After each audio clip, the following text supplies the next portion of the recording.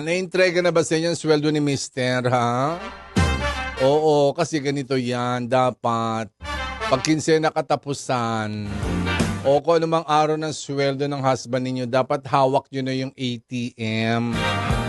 Para ite-text na lang sa inyo ni Mister, o pumasok na yung sweldo, mag-withdraw ka na mamalengke. Yan ang mabuting Mister. Kasi pag yung ATM niya, hindi nyo hawak, baka maligaw yan sa patay. Sa patay sindi. Oo, mga iniibig. Tapos lalasingin na siya ng mga girlalos doon, sasayaw-sayawan siya. Mamaya, wala na yung datong niya na ubos na. To the highest level. Oo, uuwi na nga, walang pangsaing si Mrs. Adi pa, pagsaingin mo ngayon ng buhangin. Para maiba naman. Kaya mga Mrs. from now on, I'm sure marami gumagawa niyan, yung mga Mrs. na hawak nila yung ATM ni Mister. Oo. So akala ba ninyo ay buong-buong hawak yung sweldo ni Mister? Hindi. May paraan din si Mister para magkadatong. To the highest level. Maraming masasarap ang ulam ngayong gabi dahil araw ng sweldo.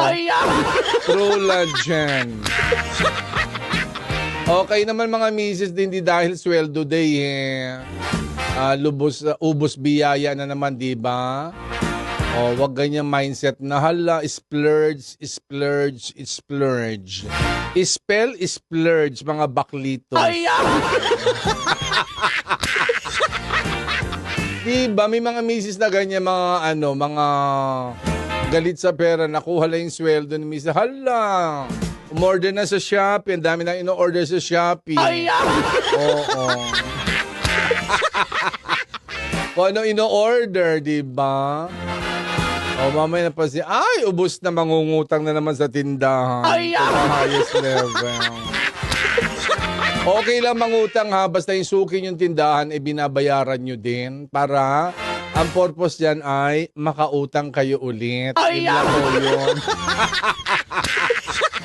Kasi kung hindi ka good payer, naku, hindi ka na makakaulit. So, ang tendency mo, bubulahin mo na ba yung susunod natin, chichika-chikahin mo para makuha mo yung loob.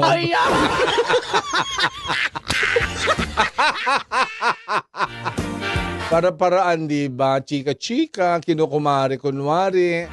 Chika-chika, sabi, Mari, pahiram nga pa utangan ng bigas.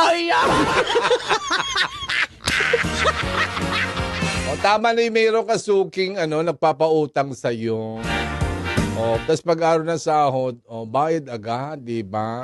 Ganun naman ang technique nun to the highest level.